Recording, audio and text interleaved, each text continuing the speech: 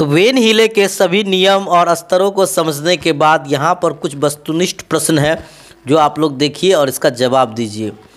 पहला है, निम्नलिखित में किसका नाम ज्यामितीय विकास के मॉडल से जुड़ा है जो बच्चों की ज्यामितीय तर्क स्तरों का वर्णन करता है। तो ये तो आप लोग बिल्कुल सभी जान गए हैं, वेन हीले ने ज्यामितीय विकास का मॉडल प्रस्तुत किया है और वो बताते हैं कि बच्चे ज्यामिति कैसे सीखते हैं। अगला यहाँ पर देखिए जो ऑब्जेक्टिव प्रश्न है वो है, निम्नलिखित में कौन सा वेन हीले के ज्यामितीय तर्क के सिद्धांत का चरण नहीं है। देखिए यहाँ पर अगर देखा जाए तो कौन सा चरण नहीं है, तो सबसे पहला चरण दृश्यीकरण तो है ही, ये आपका जो है लेवल 0 है, तो ये भी है आपका।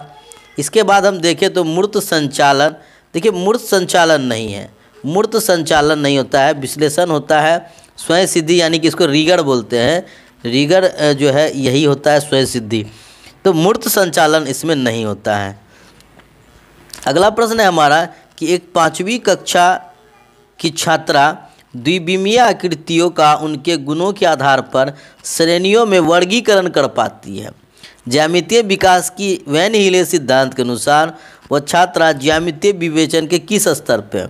देखिए मैंने आपको बताया था कि दूसरा स्तर जो होता है वो होता है विश्लेषण। विश्लेषण में वो आकृतियों में वर्गीकरण कर सकता है, आकृतियों में वो फर्क समझता है, तो ये जो है आपका विश्लेषण लेवल में हो जाएगा, यानी कि ऑप्शन ए इस सवाल का सही जवाब है। श्रेणियों में वर्गीकरण विश्लेषण लेवल पर होता है। देखिए अगला प्रश्न आपके लिए है, वेन हीले के सिद्धांत के अनुसार ज्यामितीय चिंतन के बारे में सही कथन का चयन कीजिए। देखिए दृश्यीकरण एक आधारभूत स्तर है, ये सही है। निगमन स्तर विश्लेषण से पहले आता है, देखिए विश्लेषण तो दूसरा लेवल है, तो दृश्यीकरण के बाद विश्लेषण ही आता है, तो निगमनीकरण उसके बाद आएगा, तो ये गलत है। संबंध स्तर विश्लेषण स्तर के बाद आता है, बिल्कुल सही बात है। संबंध स्तर जो विश्लेषण के बाद ही आएगा, जब तक विश्लेषण नहीं करेगा तो संबंध कैसे स्थापित होगा। यानी कि ए और सी यहाँ पर दोनों सही है, तो यहाँ पर अगर हम लोग देखेंगे तो ऑप्शन बी यानी दूसरा ऑप्शन जो है ए और सी दोनों सही है, ऑप्शन 2। देखिए यहाँ पर अगला प्रश्न है कि एक समोसे को देखकर एक बच्चा उसे त्रिभुज कहता है। वेन हीले के ज्यामितीय विकास के सिद्धांत के अनुसार वह बच्चा ज्यामितीय विवेचन के स्तर पर है, किस स्तर पर होगा।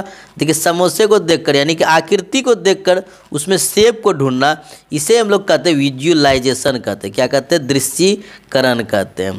तो यहाँ पर देखिए ऑप्शन ए इस सवाल का हो जाएगा राइट आंसर, दृश्यीकरण।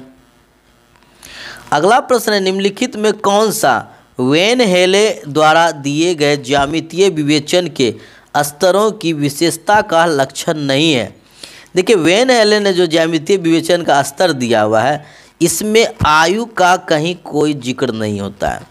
ये आयु आश्रित नहीं है, ये आपके अनुभव आश्रित है, विकासात्मक है, अनुक्रमिक है, आयु आश्रित नहीं है, तो इसमें लक्षण नहीं है, ऑप्शन डी आयु आश्रित नहीं है।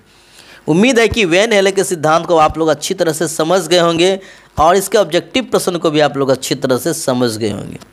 मिलते हैं अगले वीडियो में, तब तक के लिए गुड बाय।